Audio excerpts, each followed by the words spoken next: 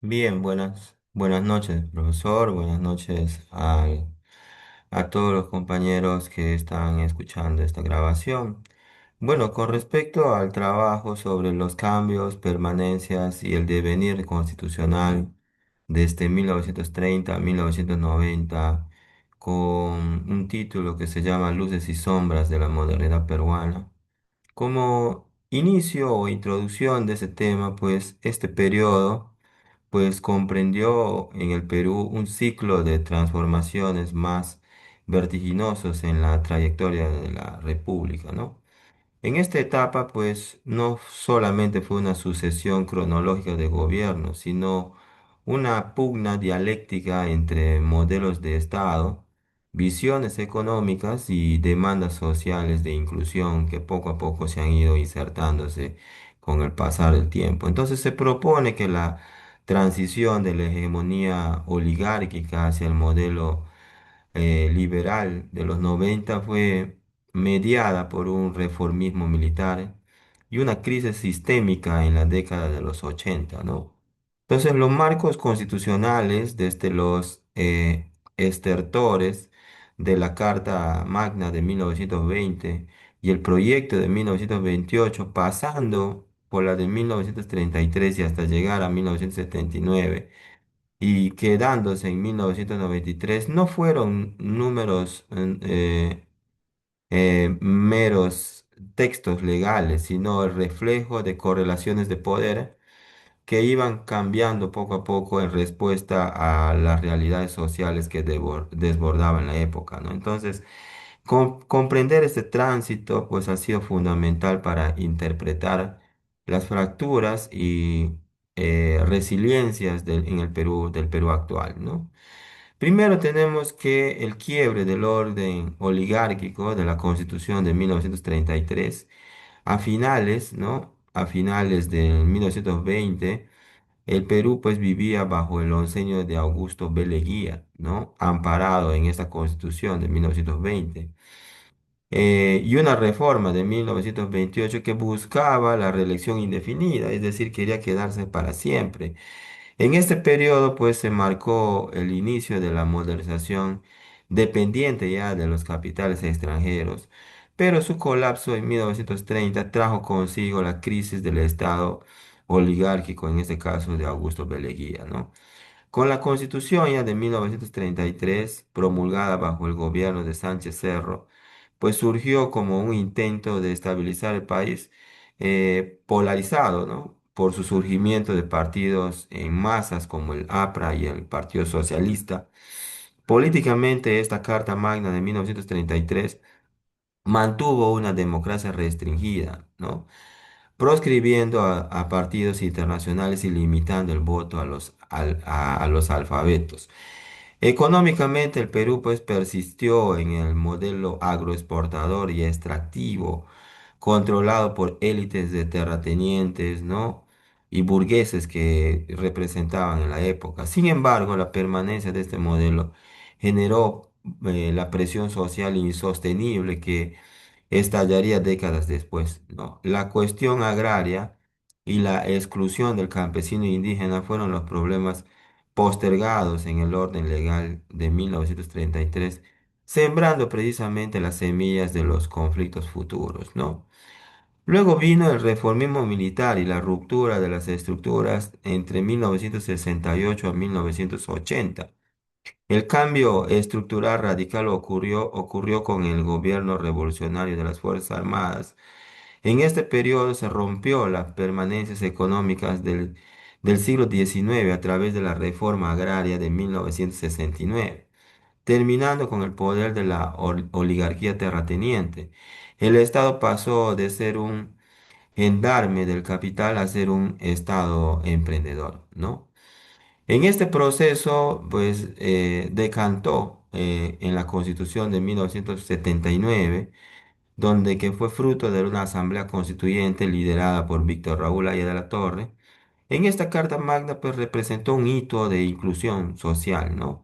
Que por primera vez se reconoció el voto a los analfabetos, universalizando el derecho al sufragio. Socialmente, el Perú se transformó de un país rural a uno urbano debido a las grandes migraciones, proceso de Matos Mar que denominó el desborde popular, ¿no? Entonces, políticamente, pues la Constitución de 1979 consagró un Estado con el rol activo de la economía y un fuerte énfasis en la justicia social, reflejando el consenso desarrollista de la época. La crisis sistémica, violencia y el viraje neoliberal posteriormente aparecieron en 1980, puso a prueba la inconstitucionalidad y también la institucionalidad de 1979.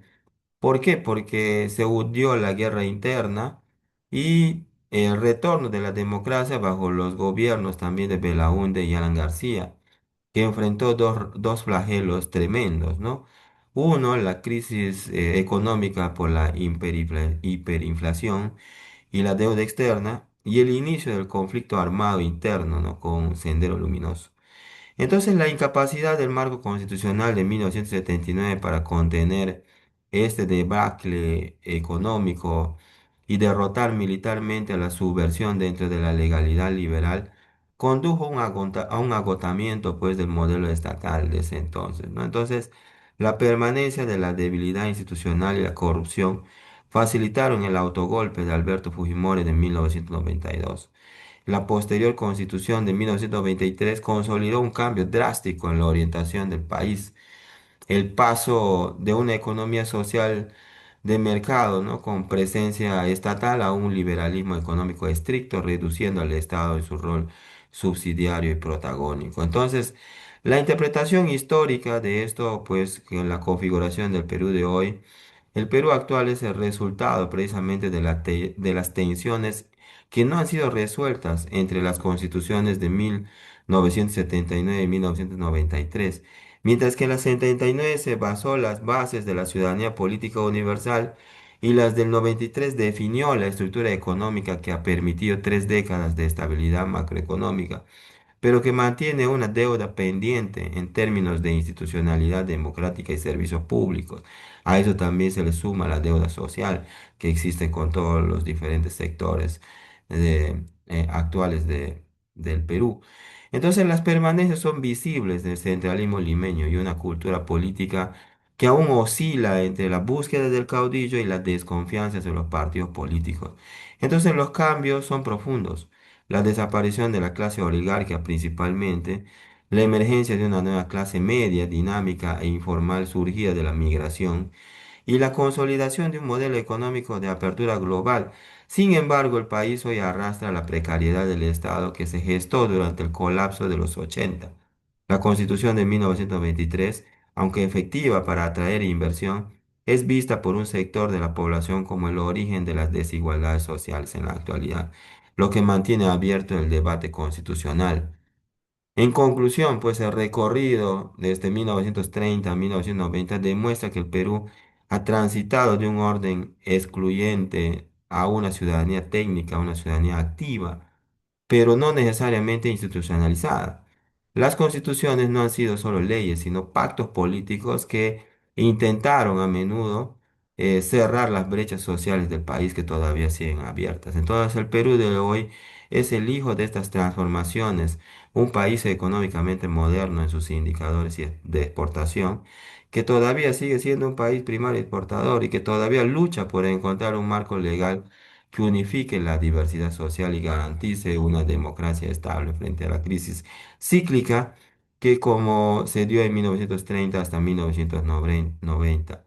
Y sigue acechando su horizonte político, tal como vemos ahora que hay un nuevo, este 7 de junio hay un nuevo, va a haber una nueva presidenta o un nuevo presidente en la cual están enmarcados por dos grandes bloques, ¿no? Ideológicos, tanto el conservador como el socialista, ¿no? El socialista es que especifica, reivindica las desigualdades sociales que reclaman las sociedades desde 1930. Bueno, eso es con respecto a la grabación y más bien eso es todo.